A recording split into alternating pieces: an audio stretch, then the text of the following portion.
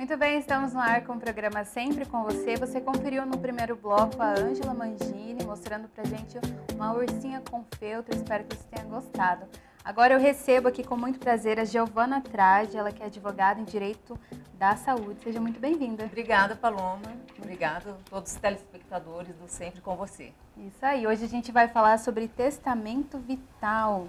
Giovana, começa falando então um pouquinho pro pessoal de casa, o que seria o testamento vital? O testamento vital, Paloma, é um documento que você faz em relação sobre os cuidados de saúde, sobre os procedimentos que você quer ou não se submeter quando você estiver diante de um quadro de saúde incurável, sem chances nenhuma de recuperação e estiver inconsciente. Então, vamos supor que hoje eu descubra que eu tenho um câncer e tem apenas 6 meses de vida. Eu vou deixar um testamento vital, que é um documento como se fosse patrimonial, mas é diferente, porque a gente trata de cuidados de saúde. Eu vou fazer esse documento dizendo que eu não quero, por exemplo, ser entubado, eu não quero passar por traqueostomia, não quero passar por todos aqueles procedimentos mais invasivos que muitas vezes apenas prolongam o sofrimento do indivíduo, ao invés de lhe trazer alguma chance de recuperação.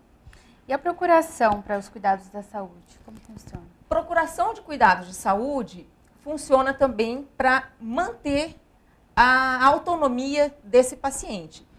Você vai fazer um documento dizendo quem vai ser o seu procurador de saúde nesse quadro que eu te falei de irreversibilidade da vida.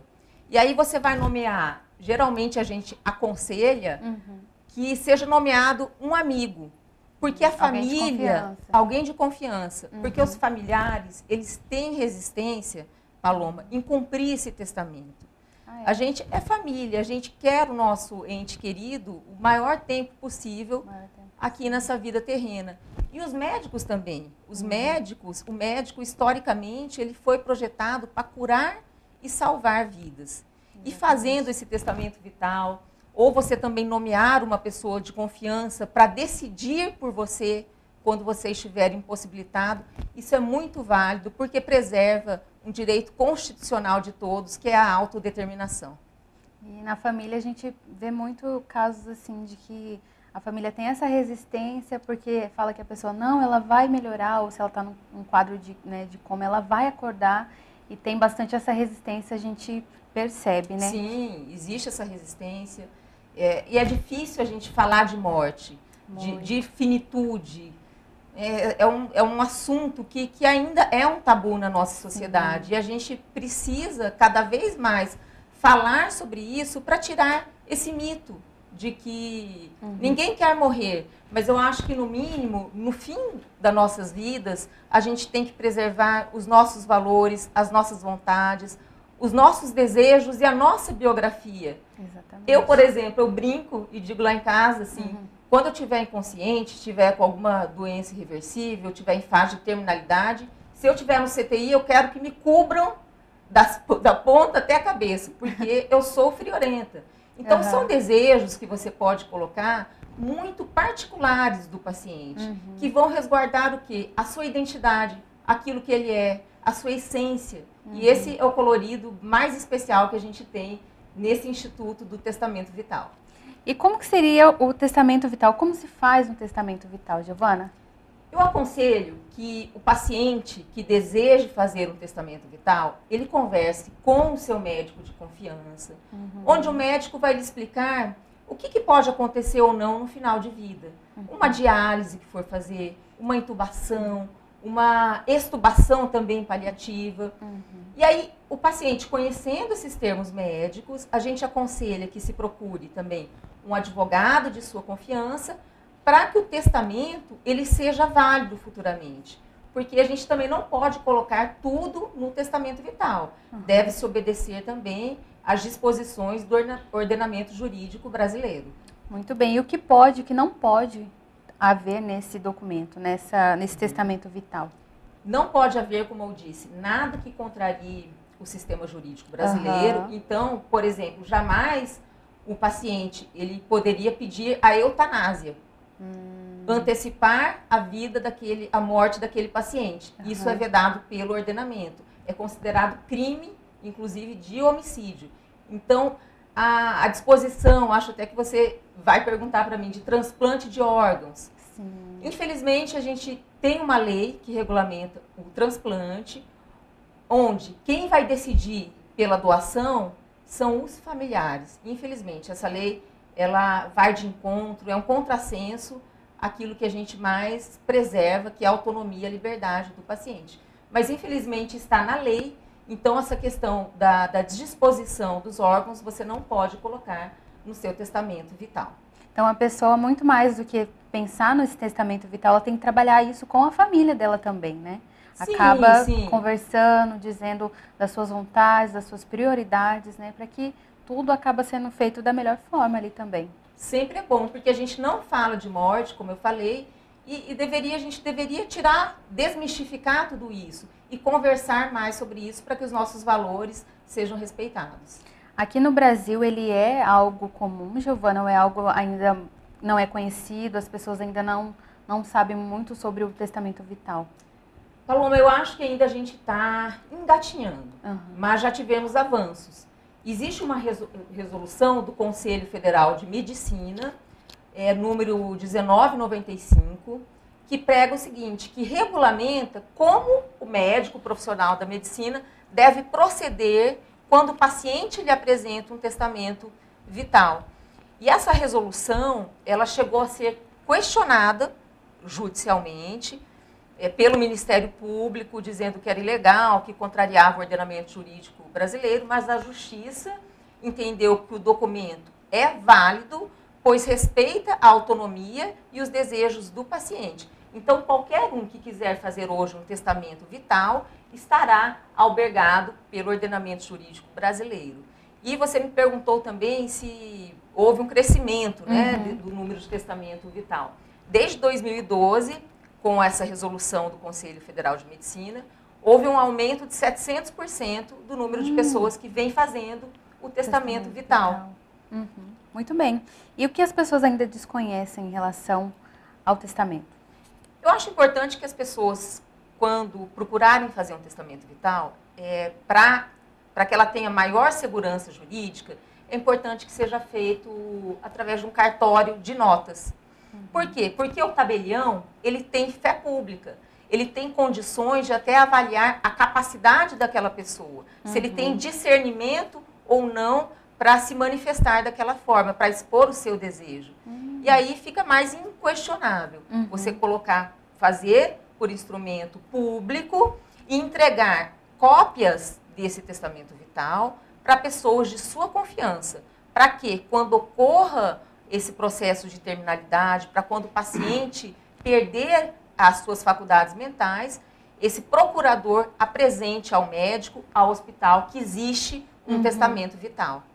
Muito bem, Giovana. E no Brasil existe alguma legislação específica sobre isso? Legislação não existe. Existem 2 projetos de lei tramitando no Congresso, mas existe a resolução do Conselho que supre essa lacuna, já que o nosso legislador, a gente sabe que é muito devagar e é difícil de expor questões assim tão polêmicas. E válido pelo ordenamento jurídico, como eu disse, conforme já sacramentado, definido pela Justiça. Muito bem. Para fazer cumprir esse testamento vital, precisa também do respaldo, como a gente já falou antes, da família também. Para fazer cumprir esse testamento, precisa que a família também esteja de acordo com as vontades da pessoa? Não, aí é que tá. É isso que é bonito também no testamento. Quem decide é o paciente. Geralmente, quando não se tem o paciente, esse testamento, o paciente ele fica alijado, deixado de lado. E aí quem que vai decidir por ele normalmente? Ou a equipe de saúde ou os seus familiares. E nesse caso, com testamento, não. Ainda que a família fale para o médico, doutor, eu quero que você entube o paciente, eu quero que você implemente as drogas vasoativas, eu quero que você faça a quimioterapia, mesmo ele estando no estágio final da doença. Terminal. O médico vai ter que dizer para a família, não. Quem decidiu isso aqui, na época que estava consciente, Foi a pessoa. Foi a pessoa. Foi doente. e não o paciente. E aí também, isso não quer dizer que essa falta de tratamento vai prejudicar o paciente, porque não é uma eutanásia. É o que a gente chama no direito de ortotanásia. A gente não prolonga a vida artificialmente do paciente e nem antecipa a sua morte. A morte ocorre no tempo natural e certo. É o que os bioeticistas chamam de morte boa, morte no seu tempo certo. Muito bem, se a família insistir em descumprir a vontade do paciente colocada no testamento, o que a equipe médica está instruída a fazer? Cumprir a vontade do paciente, mas em caso de haver qualquer conflito, alguma dúvida, porque às vezes existe algo que esteja incomodando ali, essa cláusula aqui não está muito certa. Então, se o médico tiver com dúvidas, ele tem que acionar o comitê de bioética do hospital, dentro da instituição. Se o hospital não tiver esse comitê de bioética, ele tem que se socorrer daí ao Conselho Regional de Medicina do seu estado para dirimir essa dúvida. A gente falou bastante sobre a questão da pessoa estar consciente ali, mas qualquer pessoa pode fazer esse testamento vital? Desde que a pessoa, em regra, uma pessoa maior de 18 anos, que tem capacidade civil, ela pode fazer um testamento vital, desde que esteja em pleno gozo de suas faculdades mentais. Então, deve ser colocado no testamento vital um atestado de um profissional da medicina dizendo que aquela pessoa tem discernimento e lucidez. Do que está falando, muito bem. Quais as maiores vantagens de um testamento vital, Giovana? As maiores vantagens: proteger o paciente, a autodeterminação, a autonomia, tirar a culpa da família, porque quando a gente coloca uma decisão dessa difícil do seu ente querido nas mãos da família, e qualquer decisão, muitas vezes, que a família tome, ela vai ficar com culpa. Sentimento de culpa. Sentimento de culpa, você exclui esse sentimento de culpa. E também protege a equipe médica de um eventual processo de responsabilidade. Porque o médico fez o que está no testamento. Que foi da vontade do paciente. Que foi da vontade do paciente.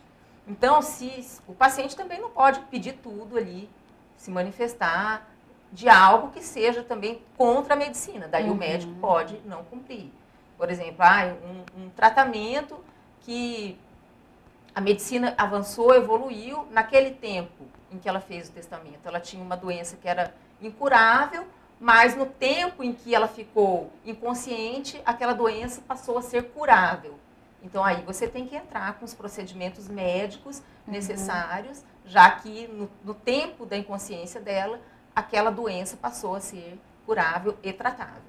Muito bem. E o que são os cuidados paliativos em fim de vida? Os cuidados paliativos, eles entram nessa ótica que eu te falei da ortotanásia. Você trata o paciente de uma forma integral, como um todo. Você não olha apenas a doença, você olha o doente, você vai tratar em todos os campos daquele paciente, no campo espiritual, social, e tratar a dor também. Os cuidados paliativos não quer dizer que a tecnologia médica não vai ser utilizada. Ela vai ser utilizada principalmente para tratar a dor daquela pessoa. O Brasil é um dos países, Paloma, onde os pacientes mais morrem de dor. Isso quer dizer que se usa pouca morfina. Então, os nossos pacientes morrem de dor.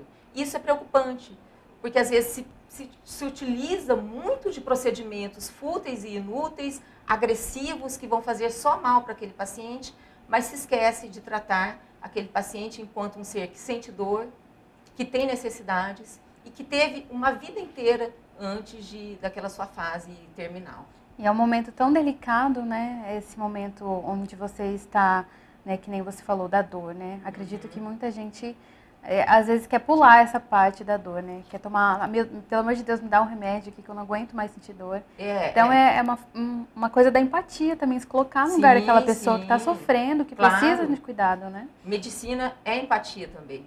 Medicina, além de se apegar muito à parte da científica, medicina é arte, medicina é conversa, é diálogo, é olhar no olho do paciente, entender o que ele quer e conversar, dialogar. Isso evita até processos, como a gente fala, de erro médico. Você olhar no olho, ser verdadeiro, ser leal, transparente com aquela pessoa e fazer com que ela se sinta o verdadeiro protagonista da sua história no que toca à sua saúde também. Lembrando que todos somos seres humanos, né? Somos semelhantes, então é bom ter esse cuidado com o outro. Giovana, gostaria que você deixasse considerações finais aqui para o nosso programa. Olha, eu queria mais que nós falássemos, que a nossa sociedade, que os nossos políticos ampliassem esse tema para a gente falar mais sobre morte, quebrar essas amarras, esse tabu, porque e manter e preservar todos os princípios constitucionais, principalmente a dignidade da pessoa humana, que é a razão do Estado democrático de direito, e que as pessoas tenham ciência que elas podem sim ser protagonistas da sua história, da sua vida, e o que deve ser feito com ela em um final de vida. O testamento vital, ele é válido pelo ordenamento jurídico, é reconhecido, inclusive é um dever dos médicos, segundo o Conselho Federal de Medicina. Agradeço demais, Paloma, a oportunidade e a iniciativa de vocês de tocarem em um tema tão sensível, mas não menos importante na vida de todos nós. Porque a única certeza que a gente tem é que um dia a gente vai morrer. E tratar esse paciente num plano espiritual, a unção que é tão poderosa, né, dos enfermos, para fazer aquela passagem adequada, gostosa, isso faz todo sentido na vida dos pacientes. A morte, ela só é terrena, né? Mas o nosso espírito, ele vive eternamente. Eternamente. É por isso que a gente tem que trabalhar sempre o nosso espírito. O lado espiritual. Sim. Giovana, agradeço demais a sua participação aqui. Muito bom falar sobre esse assunto. Espero que você volte numa próxima oportunidade. Adorarei.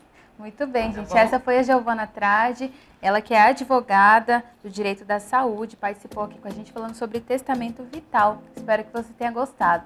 Agora a gente vai para um breve intervalo, daqui a pouco a gente volta com as notícias de hoje com o Felipe Cid. Não sai daí, eu sempre com você, volta daqui a pouco.